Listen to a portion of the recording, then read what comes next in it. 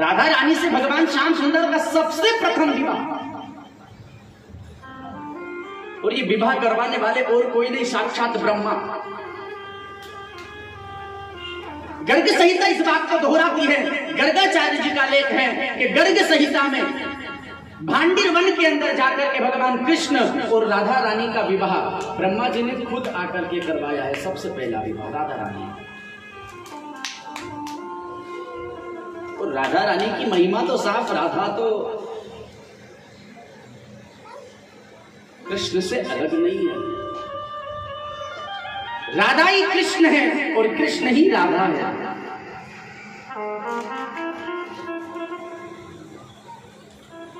शरीर जरूर दोनों के अलग अलग है, लेकिन आत्मा दोनों के अंदर एक है। राधा ही कृष्ण है और कृष्ण ही राधा है। लेकिन परमात्मा ने विचार किया, मैंने यदि राधा को अलग कर करके लोगों के मन में प्रेम ना जगाया तो लोग केवल ज्ञानी बन करके जिएंगे, इनके जीवन में प्रेम शब्द की कोई महत्वता ही नहीं होगी। इसलिए प्रेम भाव बनाने के लिए भगवान ने राधा रानी को प्रकट किया अपने ही अंश से। वैसे आगे आप और कथा में श्रवण करेंगे राधा रानी की महिमा साथ। भगवान का सर्वप्रथम विवाह राधा रानी से, और अन्यत्र 16,108 विवाह भगवान के सभी रानियों से हुए हैं। 8 पटरानियां हैं, 16,100 रानियां हैं, और प्रत्येक के गर्भ से भगवान के घर एक एक बेटी का जन्म हुआ।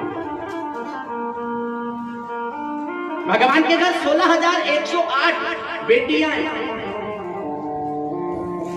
प्रत्येक रानी के गर्भ से एक एक बेटी का जन्म,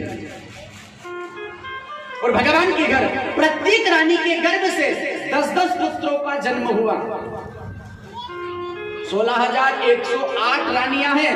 अब हर एक रानी के गर्भ से भगवान के घर 10-10 पुत्र जन्म लेकर के आए, तो तनिक गणना करना घर बैठ करके कि भगवान के कितने पुत्र हुए। बहुत बड़ा परिवार हो गया मेरे द्वारिकाधीश का। और एक बात ध्यान रखना, जिसका परिवार बड़ा होता है लोग उससे ईर्ष्या करते हैं। जो कुछ खाने कमाने लग जाए ना, लोग उससे ईर्ष्या करने वाले पैदा हो जाते हैं। उसे शत्रु बनाने की जरूरत नहीं है, उसके शत्रु अपने आप बन जाते हैं जो कुछ खाने कमाने लग जाए। और जब तक वो मांगता रहे, भूखे मरता रहे ना, तो लोग उसका हंसी उड़ाने के लिए, उसका मजाक उड़ाने के लिए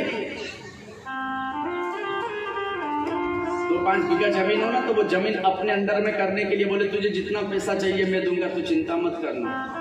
अब ये याद है कि ये पैसे देगा कहां से, और पैसे चुका नहीं पाएगा तो ये जो 2-5 बीघा जमीन है ये अपने ही नाम तो होना है। देते जाते हैं। मेरे बहन भाइयों, जो व्यक्ति अपने जीवन में खाने कमाने लग जाए उसके शत्रु बन जाते हैं, अपने आप उसके शत्रु हो जाते हैं। यही मेरे द्वारिकाधीश के साथ में हुआ। जब बहुत बड़ा परिवार हो गया तो लोग उससे ईर्ष्या करने वाले पैदा हुए, जिनका नाम है पौंड्रक, काशी राजा। अपने आप को वासुदेव पौंड्रक कहने लगा, अपने आप को भगवान बतलाने लगा। कृष्ण को भजना छोड़ दे, मैं भगवान हूं, मैं आप सभी लोगों की इच्छाएं पूर्ण करूंगा, आप मुझे भजे। कृष्ण का भजन बंद करवाना पड़ा।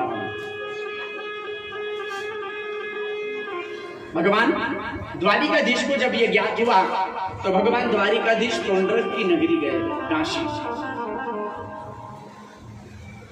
और पौंड्रक की नगरी में जाकर के भगवान द्वारिकाधीश ने पौंड्रक से युद्ध किया है, और युद्ध में भगवान द्वारिकाधीश ने पौंड्रक का संहार किया।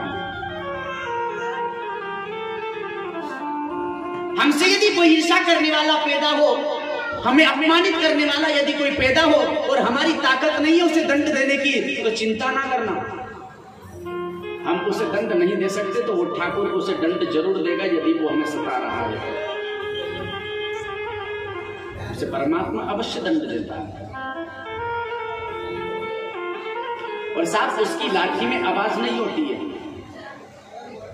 ये सिर्फ हमें महसूस करना है। आवाज उसकी लाठी में नहीं है, वो दंड कहां से दे देगा पता नहीं चलेगा। आज द्वारिकाधीश पौंड्रक का उद्धार कर करके जब आए अपनी द्वारिका में, अपने सिंहासन पर बैठे थे और मां लक्ष्मी आई है, रुक्मणी निवेदन किया प्रभु आप कहां चले गए थे? भगवान ने सारा वृत्तांत बतलाया, बैठे हुए हैं और आज भगवान के चेहरे पर कुछ उदासी छा रही है।